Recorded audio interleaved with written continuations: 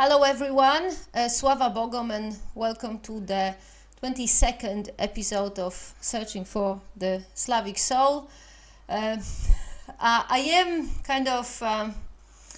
a bit ashamed that I am seeing you after yet another longer break than anticipated, and this time it's like 100% my fault, because after recording the last episode I started working on another episode, and completely lost track of time reading and thinking and preparing the material, and so I still want to talk about initiation rituals, and it turned out to be a topic so deep and complex that I kind of almost drowned in literature and in my thoughts, and really only recently I realized that actually it's been 2 months and I'm still not even half ready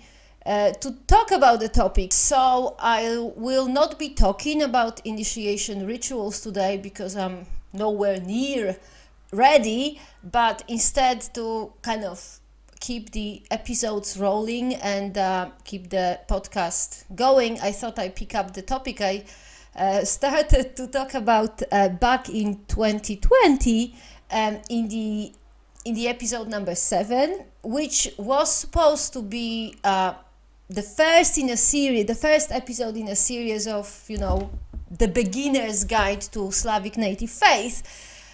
But then I got distracted and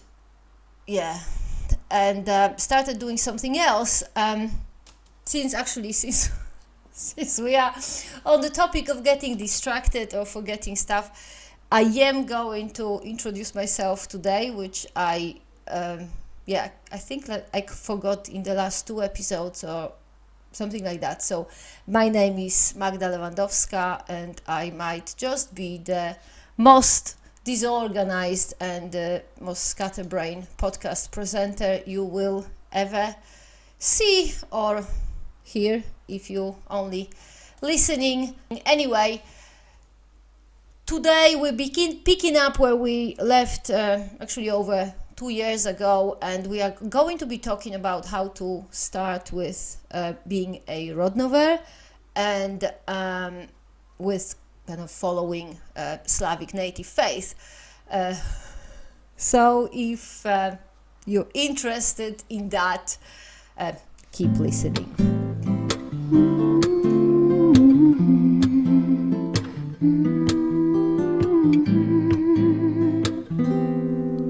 I'm not sure if you remember or not,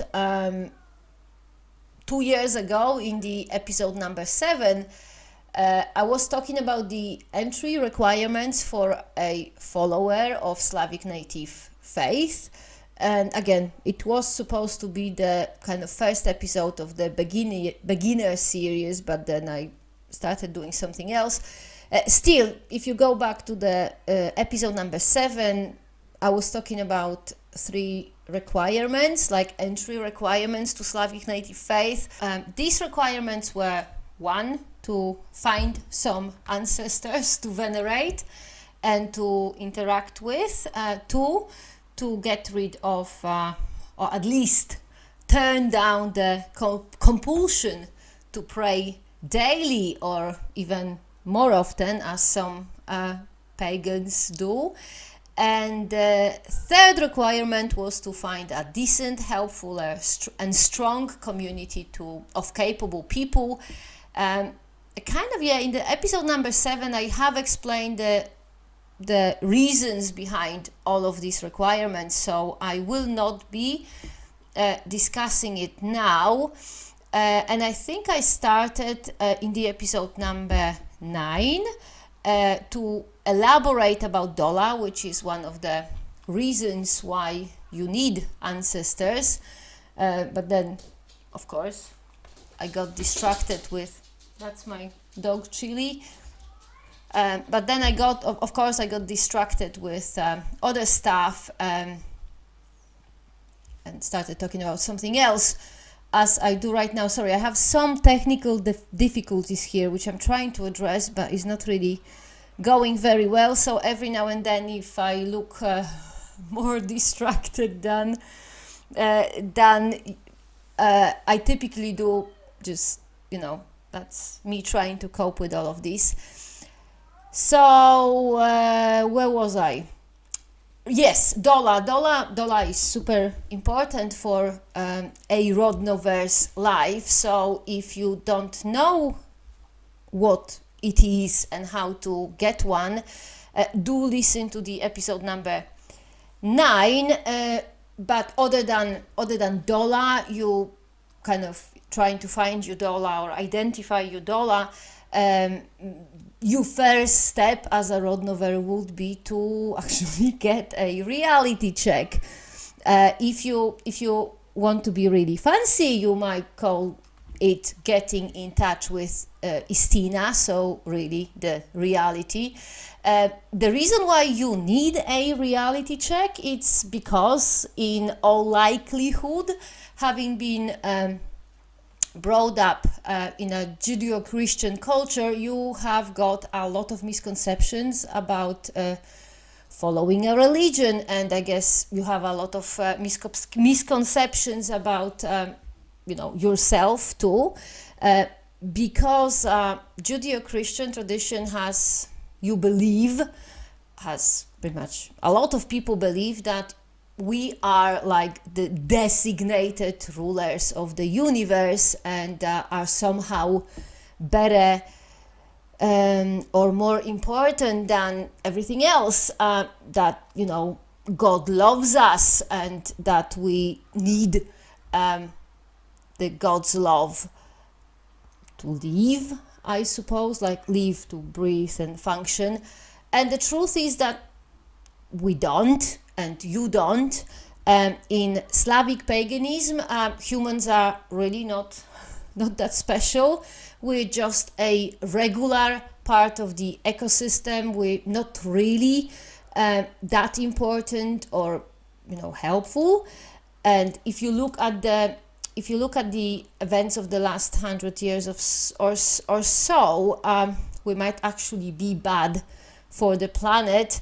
I mean, that's an overestimation too, because really all the harm we are doing to the natural environment, it's really only hurting us. It's making the planet less habitable for us, for humans. It's making the planet less habitable for our children and their children. Mother Nature will always find a way, and if humanity decides to finish itself off, the life on Earth will continue flourishing like nothing really happened. Same thing happened after, dinosaurs were extinct.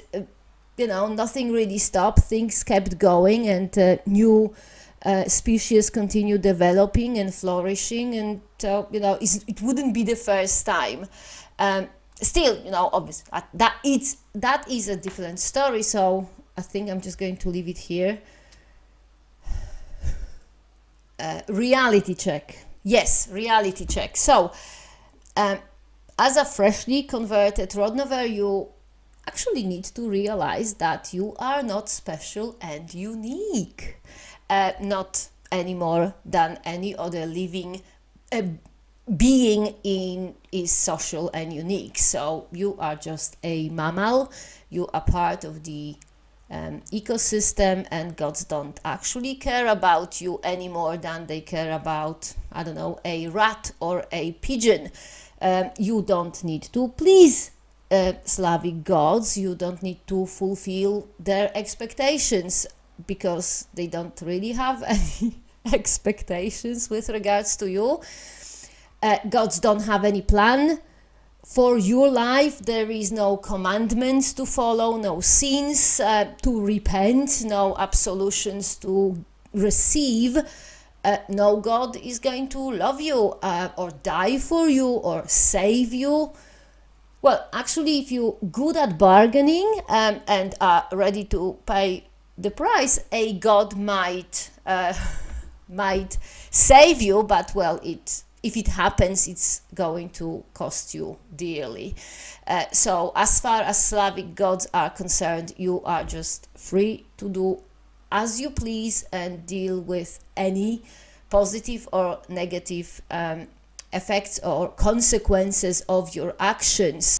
Also, since we are on the topic of you not being special, not being unique, and being in an urgent need of a reality check, you might as well realize that nothing you think of yourself is real unless you can prove it.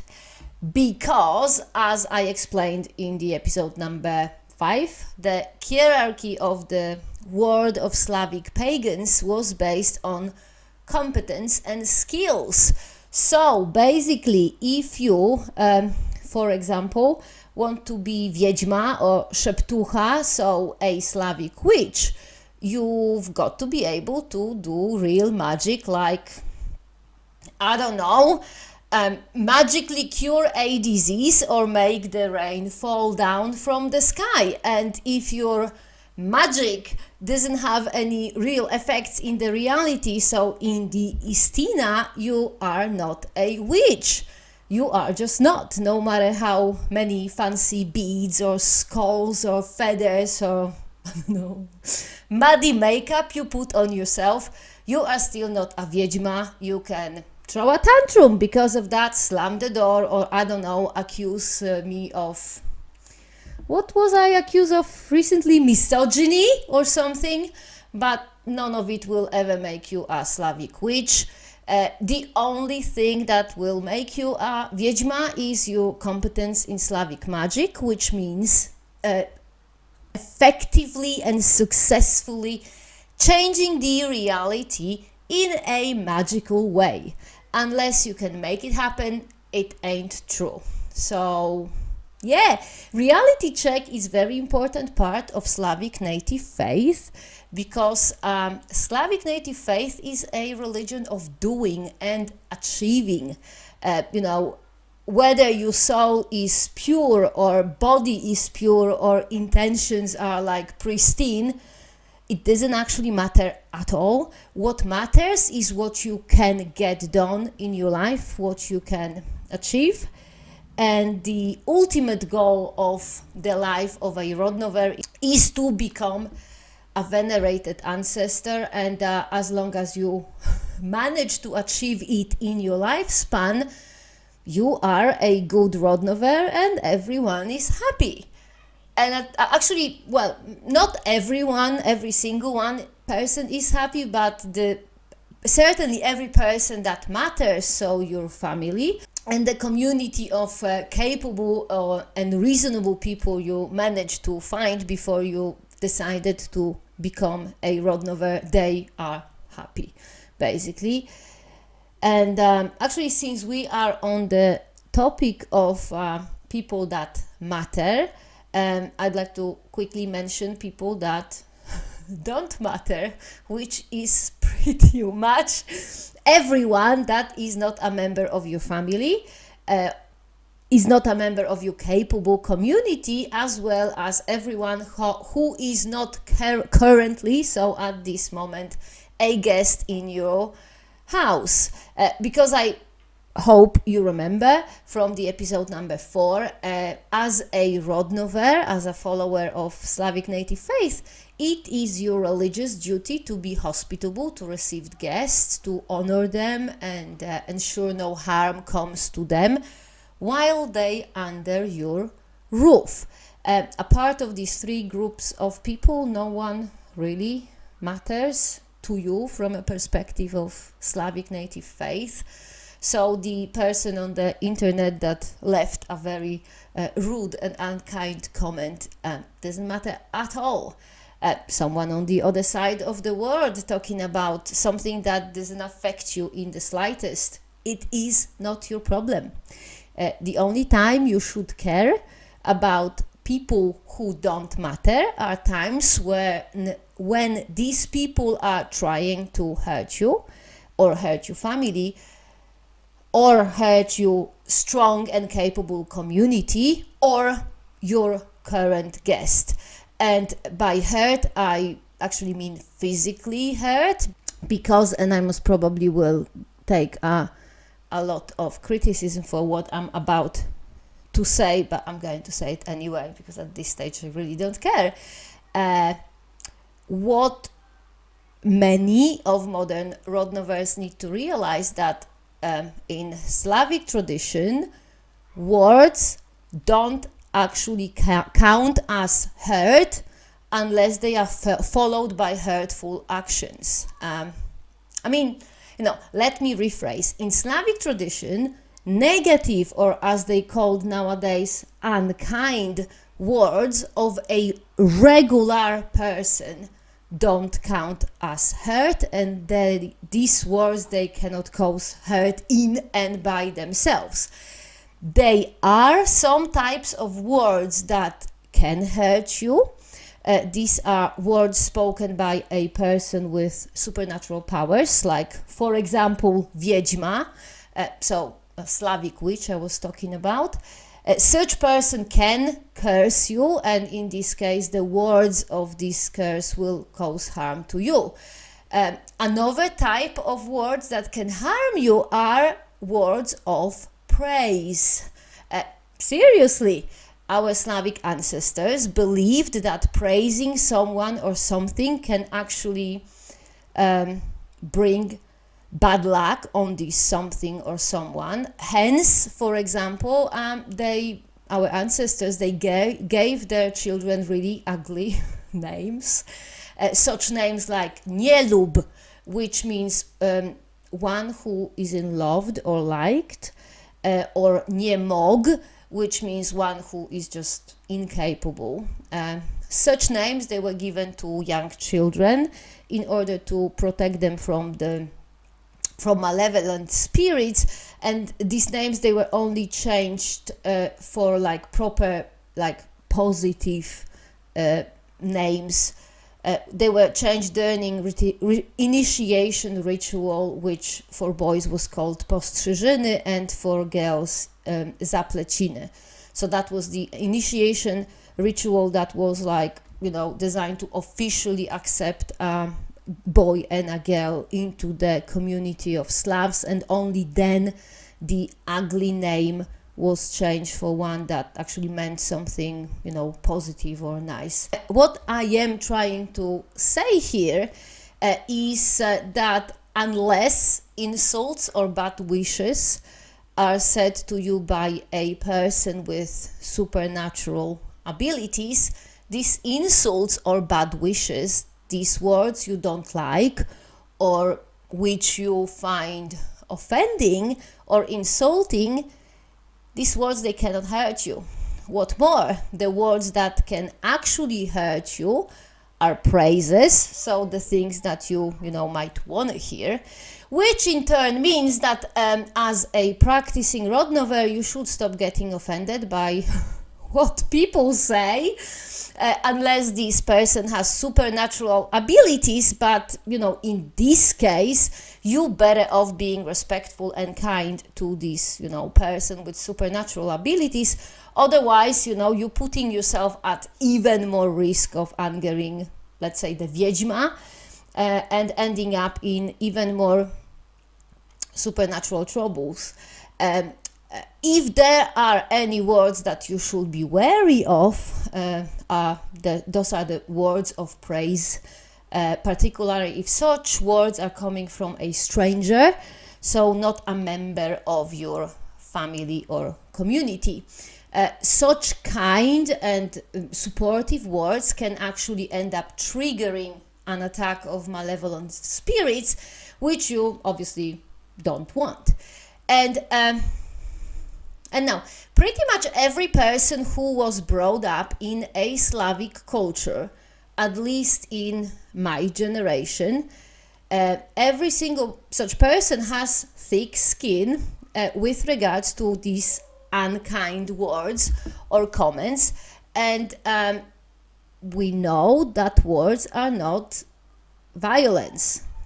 we know that because we were brought up in families that truly believed in loving by criticizing and avoiding praising at any cost. However, it seems that majority of people who were brought up outside of Slavic culture, particularly people who were brought up in the States and Canada, USA and Canada, they actually really truly believe that words can hurt them, which to a Slav sounds absolutely crazy, like that's just bonkers.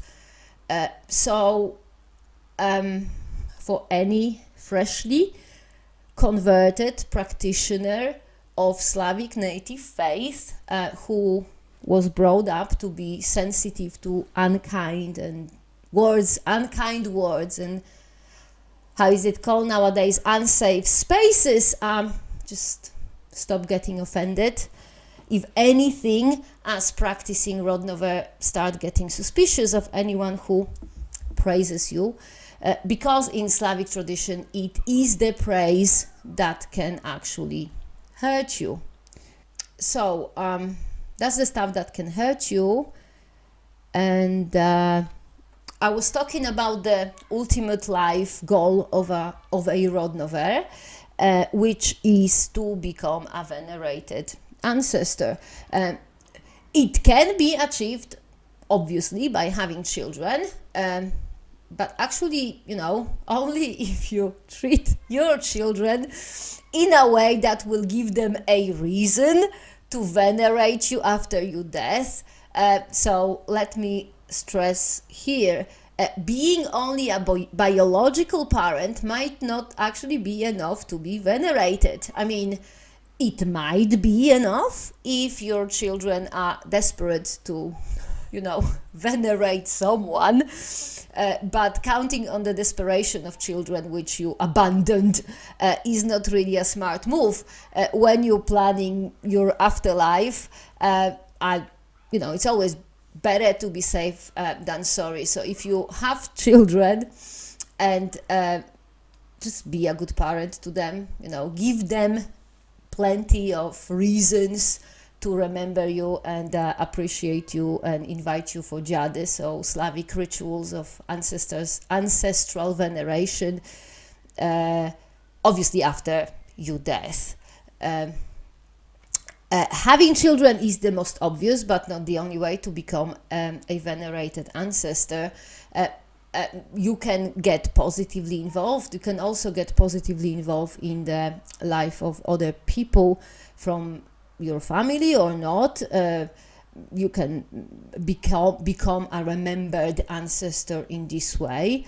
You can have a meaningful positive impact on the life of your nieces or nephews, or people who, although are not related to you by blood, they consider you like a member of their family. I mean, as a child, for example, teenager and kind of young adult as well, I had a few mentors whom I will absolutely never forget.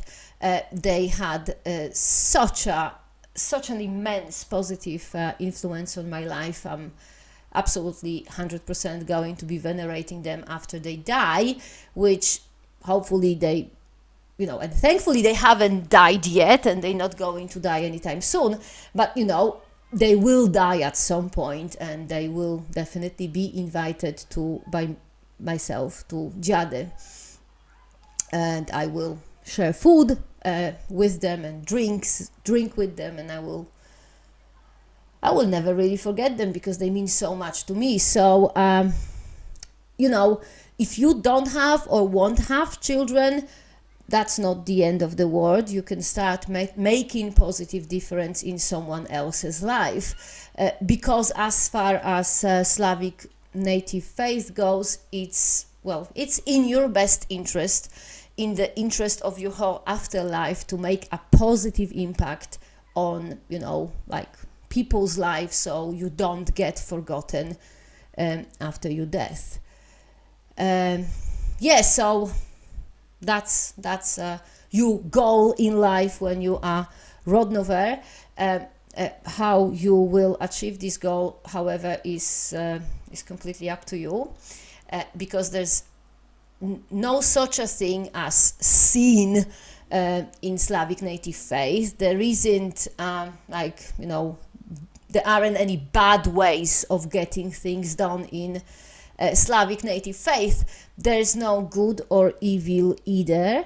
There are only things that are benevolent or malevolent to you, to your family, to your community. If something is benevolent, you want it, you encourage it, and you try to make it happen.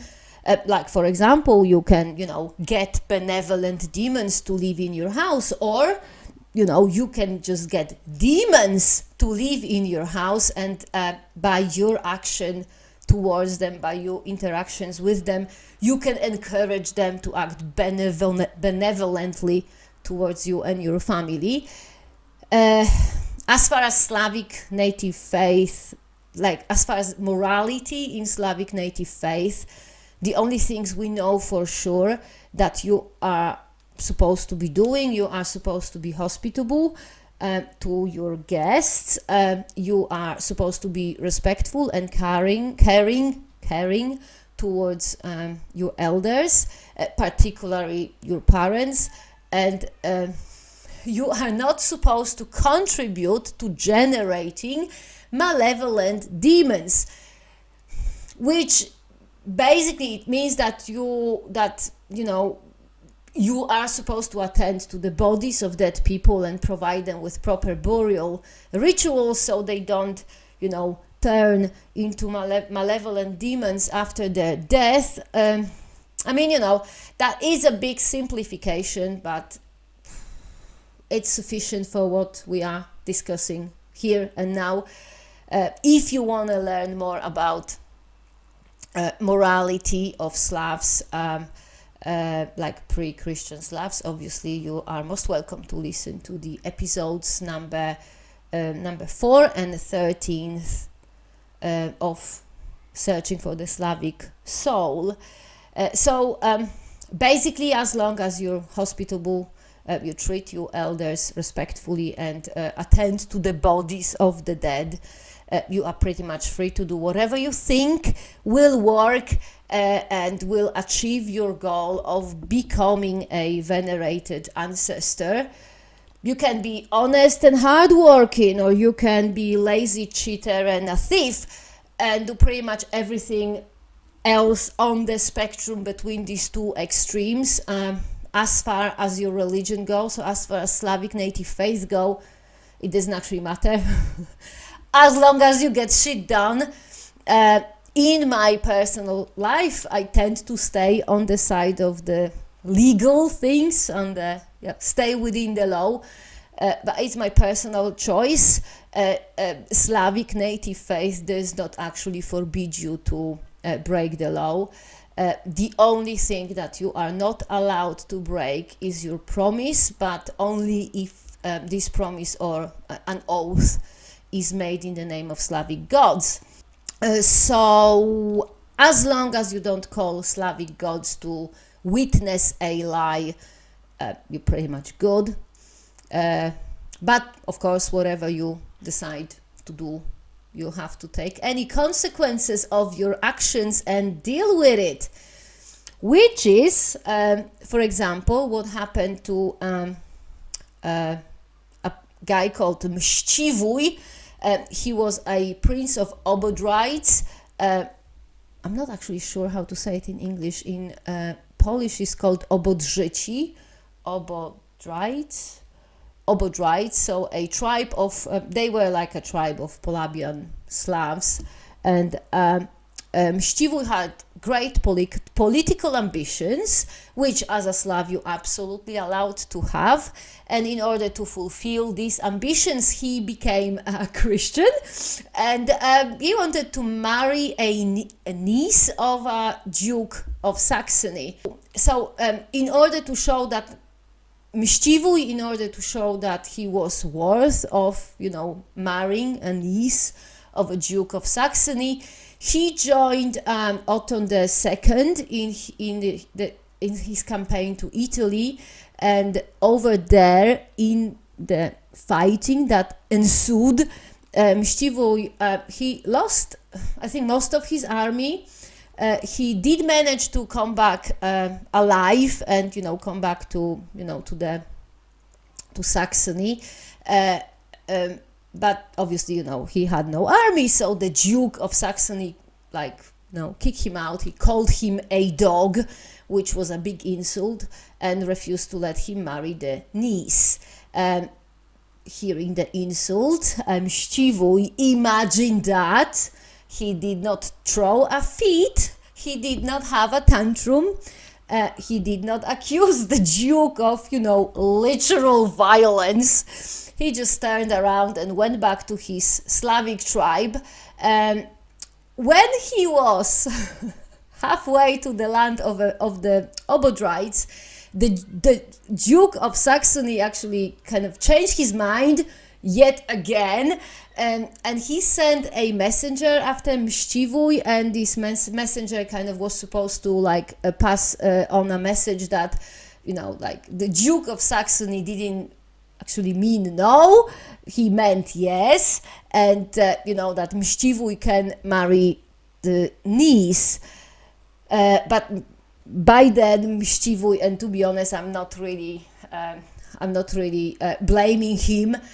He rightfully decided that he's just done with the Duke, who changes his mind twice daily. And Mściwój told the Duke's messenger to just, get lost.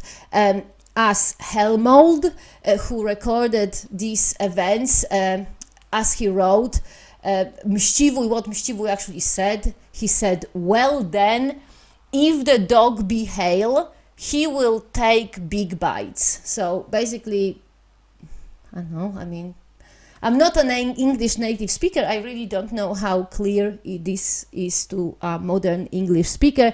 But basically what Mściwój said, yeah, well, okay, if I'm a dog, then, I go and get better and then we'll take a big bite. And, nowadays, some could say that, Mściwój internalized the insult, but, people who would say that clearly haven't met many Slavs, because what Mściwój actually did was getting to, back to to his people. Over there, he gathered a new army, and then he proceeded to, as Helmold wrote in his chronicle, just waste the land of the Duke of Saxony with fire and sword. Slavs burned all the churches and destroyed, they just evened them to the ground. They tortured, they murdered the priests and other ministers, and left not a vestige of Christianity beyond the Elbe River. It wasn't so straightforward, because in order to gather a new army, Mściwój actually had to first convince the pagan Slavs, so his tribe, that he's still pagan, that the whole converting to Christianity was just a ruse, because, he actually did betray his people. He took them over to Italy, he had them killed, so real hurt happened to his tribe. So Mściwój, he was reminded by his people that what happened to him was actually well-deserved. He had to accept this assessment. And after that, after he admitted, I deserve it, I did wrong, then he was made to take an oath in which he promised to, from now on, to be faithful to his people and to his pagan faith.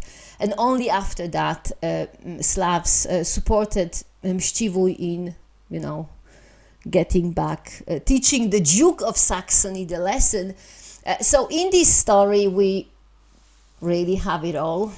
We have pagan Slavs who understand ambition accept that lying in order to achieve one's goal is absolutely fine, as long as you don't betray your own kin, because if you do that, whatever happens to you, it's kind of well deserved. And but on the other hand, Mściwójs, the tribe of Mściwój, they didn't cancel him, they didn't like throw him away. They gave him a chance to learn his lessons, to make up for the harm that he caused. And last but not least, they gave him a chance to help the whole tribe to get rich on plundering the Christians. And here we get to another thing that you have to accept as a follower of Slavic native faith. And this thing that you have to accept is that getting rich is actually a good thing. As a follower of Slavic native faith, you do want to get rich and either share your wealth with your family and community, or while getting rich, you want to help your family and community to get rich as well. So what I have noticed among the modern Rodnoverse is the trend of ascesis, self-deprivation, rejecting materialism and focusing on spirituality and such. And it's all just BS. I did talk at length about how stupid is this approach. I did talk about it in the episode number 10, so I will not elaborate much more here, but I will share with you a story recorded by a chronicle called Ibo in Life of Saint Otto, Bishop of Bamberg. As Ebo wrote, there was this guy called Bernard. He was a bishop of Spain, bishop from Spain, sorry. He was a bishop from Spain, and he was a hermit as well. And after becoming he was, because you don't you need to be consecrated as a bishop. So he was consecrated as a bishop in Rome. And after that, he could really easily just settle in Rome and or in Spain and live a life of luxury. But he just decided that he rather suffers like any good Christian should. And after he heard that there are still pagans in the north of Europe, so where the Polabian Slavs lived, he became a missionary and went off to Christianize the Slavs.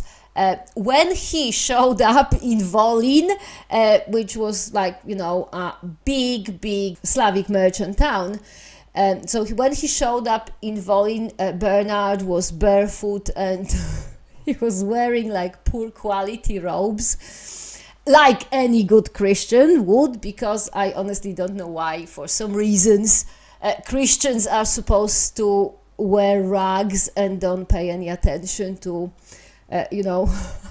being presentable. So he showed up in Volyn wearing bad quality clothes and barefoot on top of it, and he started telling pagan Slavs that he had just been sent by the Almighty God to guide the pagans to the path of truth. But when Slavs saw him and the way he looked, and they heard his words, they just thought he was crazy. They didn't believe him, obviously, because as they told him, if he was truly a messenger of God, he would be able to afford shoes and decent clothing, because in Slavic tradition, if gods are on your side, they give you abundance of good stuff, so then you can afford to have good quality clothing. So you are protected from the elements and don't die, but also B, through the quality of of your clothing, you can present to the world that you're doing well and that gods are on your side. I think the story of Bernard from Spain beautifully illustrates how Christianized are some of the modern Rodnovers. I mean, there's just so many allegedly followers of Slavic native faith who think that being rich is not good, and it's all about, you know, being like spiritual development and meditation and self-deprivation and such, which is basically like 100% Christian stuff. This has nothing, absolutely nothing to do with Slavic pagan tradition. As a Slavic pagan, the point is not to suffer. The point is to have the best possible life, to provide for your family in abundance and to share your blessings. So, you know, you literal and metaphorical harvest with your community. As a Rodnover, if you piss poor and you're starving, that means you are failing at life and you need to take actions to improve things. It's not good. You know, like the goal in Slavic native faith is to be well off and use your wealth to support your family and your community. You're supposed to get rich and share. Similar situations I see during Rodnovery rituals and celebrations.